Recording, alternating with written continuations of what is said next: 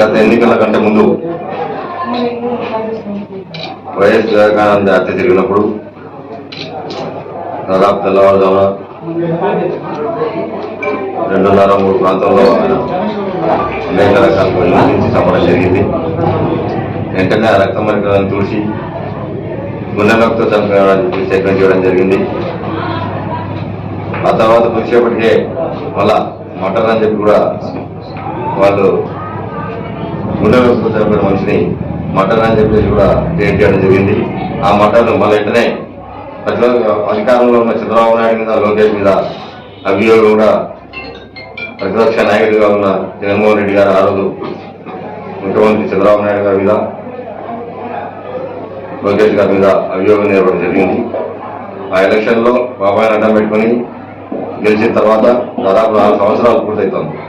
వివేకానంద గారి కూతురు సునీతమ్మ గారు ఎన్నో రకాలుగా పోరాటం చేస్తూ న్యాయం చంపిన వారికి శిక్ష పడేలా చేయాలని చెప్పేసి ఎన్నో రకాల ప్రయత్నం చేసి ఆ ప్రయత్నంలో ఆమెతో పాటు శర్మలమ్మ గారు, విజయమ్మ గారు కూడా సొంతకు సపోర్ట్ ఉంటూ ఇది కుటుంబంలో ఎవరు చేసినా ఎక్కడ చేసినా శిక్షణ అనుభవించక తప్పదు కాబట్టి ఎవరు దోషులో ఇమీడియట్గా దాన్ని పరిష్కరించాలని చెప్పేసి తల్లి కూతురు అడిగినా కూడా ఈ రోజు వరకు పరీక్షకుండా దాన్ని అట్లే తొక్కి పెడుతున్నాడు. అంటే ఎప్పుడు సిబిఐ వాళ్ళు వచ్చి ఏమన్నా కూడా ఇమీడియట్ గా ఢిల్లీకి పోవడము, ఢిల్లీలో దాన్ని టైం తీసుకోవడము, ప్లాన్ చేసుకొని రావడం జరుగుతుందని ప్రజలందరూ అర్థం చేసుకుంటున్నాను.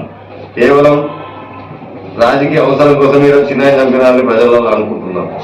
అటువంటి కాకుండా ఎవరైతే చేసినారో వాళ్ళు ఎవరైతే బయట పెట్టితే నీవు ఈ రోజుకి ఎంతో ఉన్నతమైన పదవిలో ఉంటూ కూడా ఆ పదవికి అన్యాయం చేసిన వాళ్ళు అవుతున్నాం. గతంలో ఆ పదవులు ఎవరు కూర్చున్నా కూడా ఏ ఒక్క కేసు అప్పచెప్పినా కూడా వితిన్ షార్ట్ పీరియడ్లోనే న్యాయం చేశారు. ఈరోజు సంతోష్ బాబాయిని నువ్వు రకరకాలుగా పంపించిందే కాకుండా వెంటనే ప్రతిపక్ష నాయకులైన అధికారంలో ఉన్నప్పుడు చంద్రబాబు నాయుడు గారి మీద, లోకేష్ మీద అభియోగం నేర్పడం జరిగింది.